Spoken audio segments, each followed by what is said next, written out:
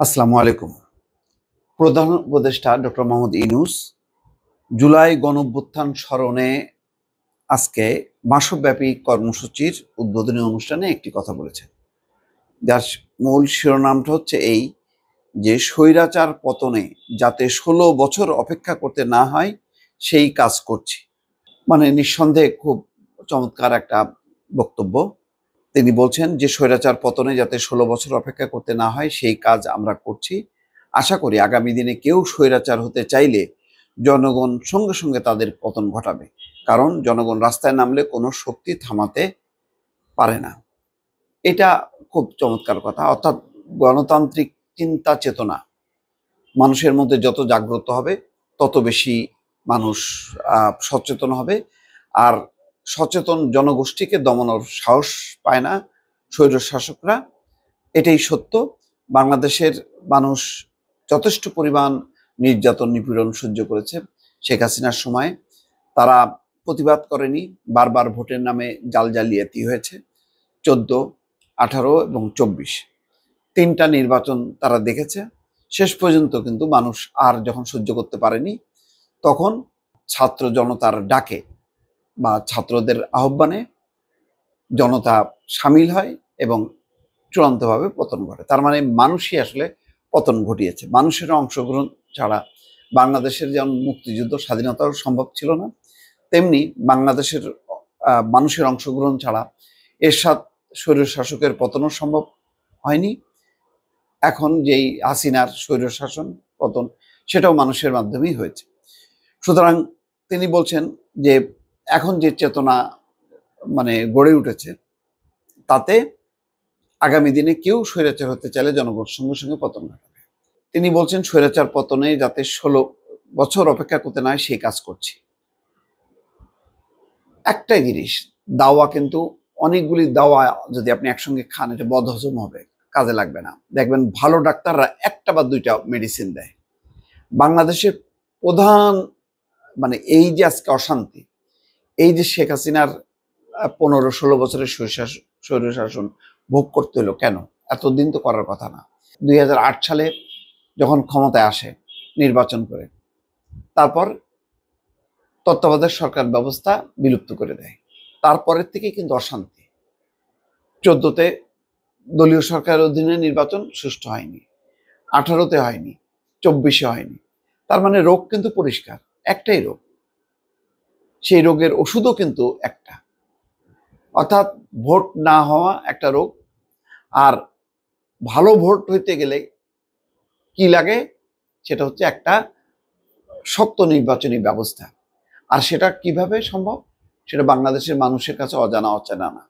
একটা নিরপেক্ষ নির্বাচন করার জন্য একটা তত্ত্বাবধায়ক ব্যবস্থা দরকার, কারণ সরকারের সাপোর্ট ছাড়া নির্বাচন কমিশন চলতে পারে না। নির্বাচন কমিশন একটা ছোট্ট বডি, তার শাখা প্রশাখা সরকারের ভিতরে বিস্তৃত, প্রশাসনে, পুলিশে। তো পুলিশ প্রশাসন যদি দলীয় সরকারের অধীনে থাকে, তাহলে বাংলাদেশের মতন কাঠামোতে এখন পর্যন্ত সুষ্ঠু নির্বাচন সম্ভব না।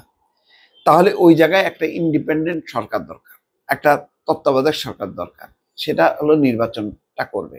সেই নির্বাচনে বিধি ব্যবস্থাটা যদি আবার প্রবর্তিত হয় এবং নির্বাচনটা হইলে, তখন মানুষের আর একটু গণতান্ত্রিক চেতনা সার্থ হবে, তারপরে আবার হবে। এইভাবেই স্বাধীন ভোট ব্যবস্থা, যেহেতু মানুষ এখন বুঝতে পারছে যে যদি নির্বাচন ব্যবস্থা স্বাধীন না হয়, তাহলে দলীয় সরকারের অধীনে বারবার স্বৈরাচারের জন্ম হবে। তো সুতরাং এখন আপনি বিস্তৃত কাজ করার আপনার দরকার নেই। এখন আপনি বছরের পর বছর ধরে আপনি স্বৈর শাসন যাতে না আসে আমরা কাজ করছি, দরকার নেই তো। মানুষ জানে তো। মানুষের গত ১৫ বছরে তার অশান্তির একটা মূল কারণ ছিল হচ্ছে ভোট হয় না। তাহলে সেই ভোটটা দেন, সেই ভোটের ব্যবস্থাটা করেন। তারপর যদি ওই সরকার যদি সেই ভোট ব্যবস্থা বাতিল করে, যদি বহাল রাখে, তাহলে মানুষ পরিবর্তনের সুযোগ পাবে।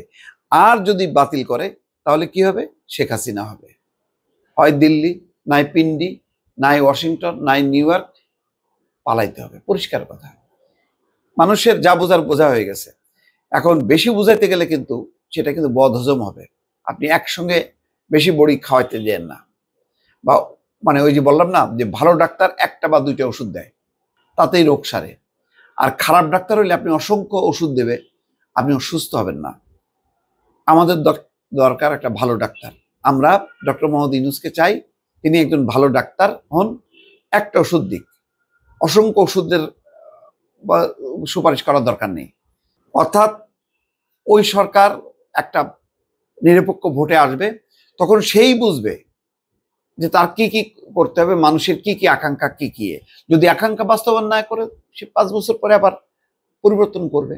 তার হাতে তো ওষুধ থাকলোই, সেই ওষুধটা সে প্রয়োগ করবে। কথায় কথায় তো আর বিপ্লব করবে না, কথায় কথায় তো আর অভ্যুত্থান করবে না।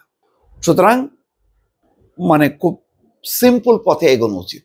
পথটা জটিল করলে সন্দেহ, অবিশ্বাস বাড়বে। অলরেডি কিন্তু আমাদের মধ্যে সেই প্রবণতা শুরু হয়েছে। কিন্তু ফ্যাসিবাদ বিরোধী, হাসিনা বিরোধী শক্তিগুলো কিন্তু এখন এক জায়গায় নেই। প্রত্যেকেই মনে করতেছে আমি রাজা। যার 300 আসনে জেতার সমর্থনে সেও মনে করতেছে আমি তো সরকার, আমি তো অমুক, আমি তো তমুক।